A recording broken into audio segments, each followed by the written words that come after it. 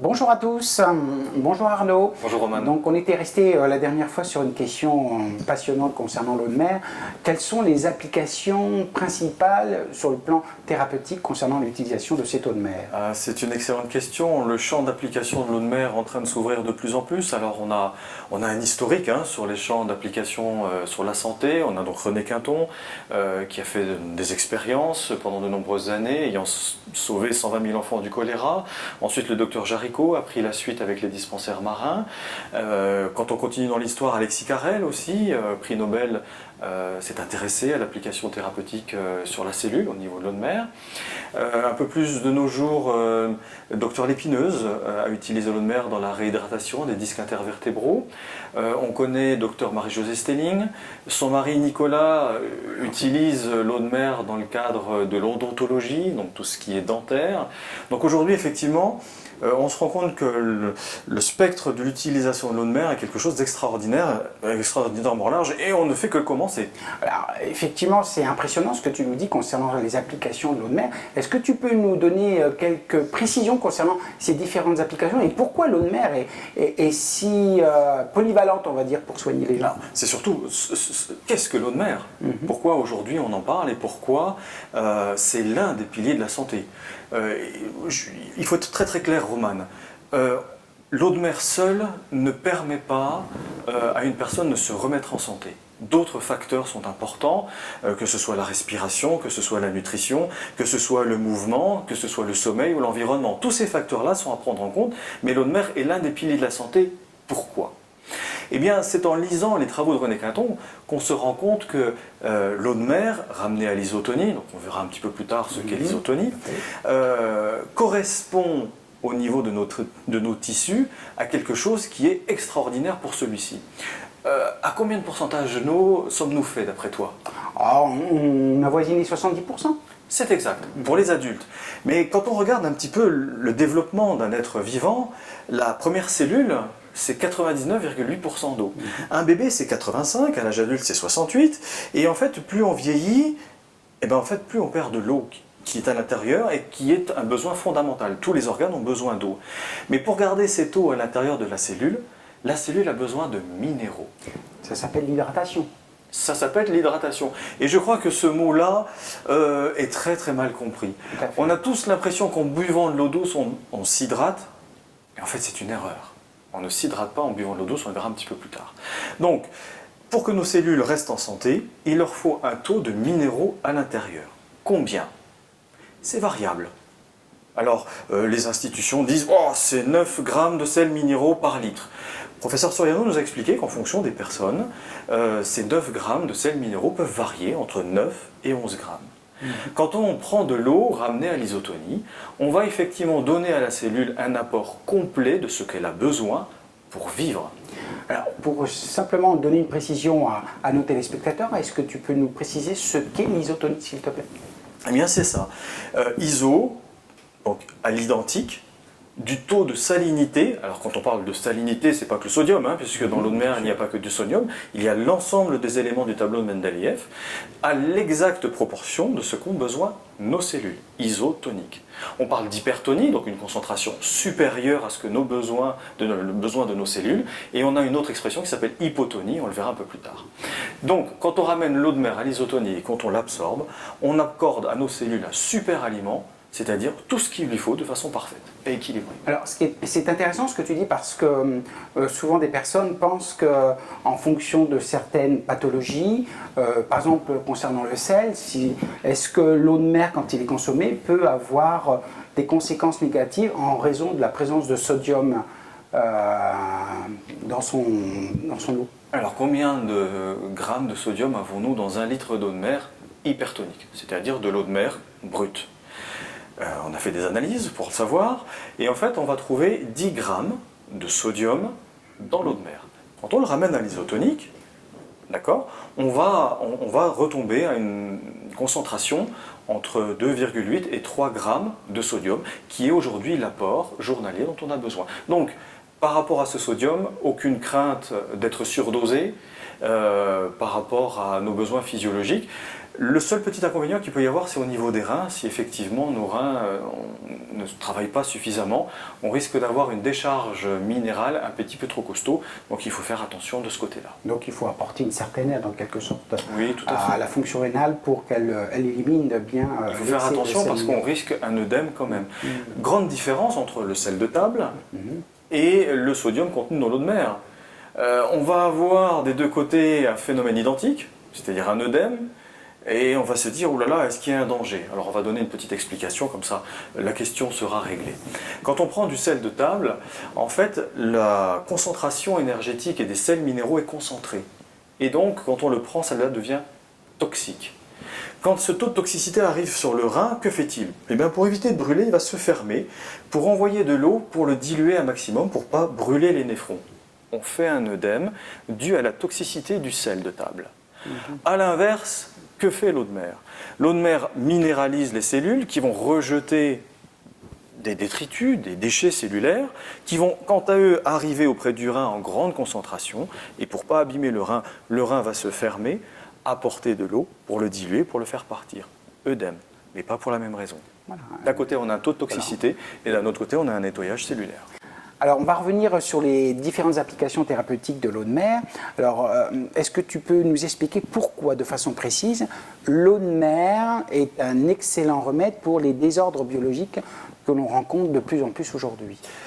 Oui, le professeur Soriano nous a enseigné des fondamentaux au niveau de la santé.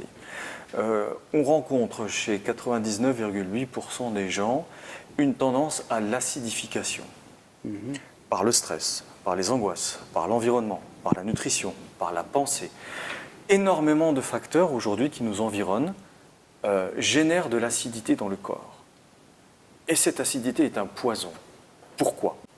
Parce que le pH du sang, de notre plasma sanguin, est quelque chose qui est extrêmement précis et dont le corps est contraint de respecter. De combien est ce pH? 7,38 à 7,42. Une fourchette extrêmement précise. D'ailleurs, on a étudié avec Stéphanie la naturopathie en France, dans l'école du professeur Marchesso, et celui-ci avait une phrase qui m'a toujours plu: « Le bon sang fait le bon sens ». Qu'est-ce que cela veut dire? Ça veut dire que nos liquides physiologiques doivent avoir un pH à tendance alcaline, c'est-à-dire à tendance douce. 7,38 à 7,42, c'est un tout petit peu plus que le neutre. Cette information, c'est-à-dire ce taux de pH, est extrêmement important pour l'homéostasie, c'est-à-dire pour l'équilibre global du corps. Face aux agressions environnementales, et d'ailleurs Otto Warburg, prix Nobel aussi de médecine, a expliqué en son temps que beaucoup de pathologies naissent de l'acidification des corps. Pourquoi? Eh bien parce qu'on rentre dans un dérèglement et dans une lutte face à l'acidité. On va faire 2 minutes de chimie, tu verras, c'est pas très compliqué. Quand on a une structure acide, on a de l'acidité qui rentre dans notre corps. Pour contrebalancer cette acidité, c'est-à-dire pour rendre le milieu alcalin, que fait le corps? Eh bien, il va chercher une base. La base dans le corps, où va-t-il la trouver? Dans les minéraux. Dans les minéraux du corps, c'est-à-dire dans les fibres, dans les tendons, dans les cartilages et dans les os. Donc effectivement, à un moment donné, pour compenser cette acidité, le corps va tirer dans les minéraux. Et en prenant des minéraux pour rééquilibrer notre milieu, on s'appauvrit en eau. Et donc, ça forcément, mais on se déminéralise. Alors, on a parlé tout à l'heure de la différence entre s'hydrater et ce qu'on pense être s'hydrater. La compréhension est très claire. Quand on prend de l'eau peu minéralisée, le corps va devoir compenser cette eau qui est peu minéralisée par de la minéralité qu'il a en interne. Alors, ça nous intéresse pour nettoyer la cellule. C'est-à-dire que cette eau peu minéralisée va nous intéresser par ce qu'elle emporte. Et l'eau de mer, eh bien c'est tout l'inverse. Elle va nous intéresser par ce qu'elle apporte. Ça va être le milieu nourricier du liquide extracellulaire dans lequel baigne la cellule, et c'est dans ce milieu extracellulaire que la cellule se nourrit. Alors, tu nous as parlé beaucoup de l'acidité qui génère des pathologies, comme on les voit aujourd'hui. En quoi l'eau de mer va permettre de combattre un peu cette acidité? Eh bien, par la présence de minéraux complètement équilibrés, complètement bioassimilables. On va donc d'une part, dans une première phase, tamponner tous les acides, à l'aide des minéraux qui sont à l'intérieur. À l'aide des minéraux qui sont l'eau dans l'eau de mer, par prise buvable, d'accord. On va donc tamponner tous les acides, donc on va commencer à rééquilibrer le milieu interne de notre corps et surtout le milieu extracellulaire. Et dans un second temps, puisqu'on aura fait l'équilibre, on va recapitaliser en minéraux, c'est-à-dire refaire des tissus, renourrir tout ça, réassouplir l'ensemble de notre corps. Donc le champ applicatif aujourd'hui, vu l'acidité majeure qu'ont les gens, c'est quelque chose de large. Un point précis, oui, je dirais que pratiquement l'ensemble des pathologies que l'on voit autour de nous a une réponse favorable avec l'eau de mer sur ces aspects-là. Alors justement, pour permettre au corps de rétablir l'équilibre avec un pH qui correspond à ses liquides internes grâce à l'eau de mer, tu nous avais parlé tout à l'heure des piliers de la santé. Il est évident que l'eau de mer seule, s'il n'y a pas d'autres actions entreprises par les personnes, ne suffit pas elle-même peut-être. Non.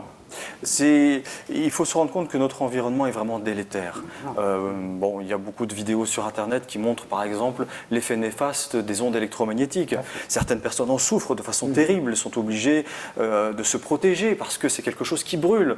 On est sur vraiment des technologies qui servent effectivement à beaucoup de choses, mais qui d'un autre côté détériorent notre organisme. Donc si effectivement on vit dans un milieu délétère, prendre de l'eau de mer ne sert à rien. Il faut se replacer dans un environnement propice à la santé. Et là, effectivement, les piliers de la santé vont pouvoir aider, grâce aussi à l'eau de mer, parce que c'est quelque chose qui est un fondamental, au retour à la santé. Tout à fait. Alors effectivement, tu parles de la pollution électromagnétique, par le Wi-Fi et par d'autres phénomènes.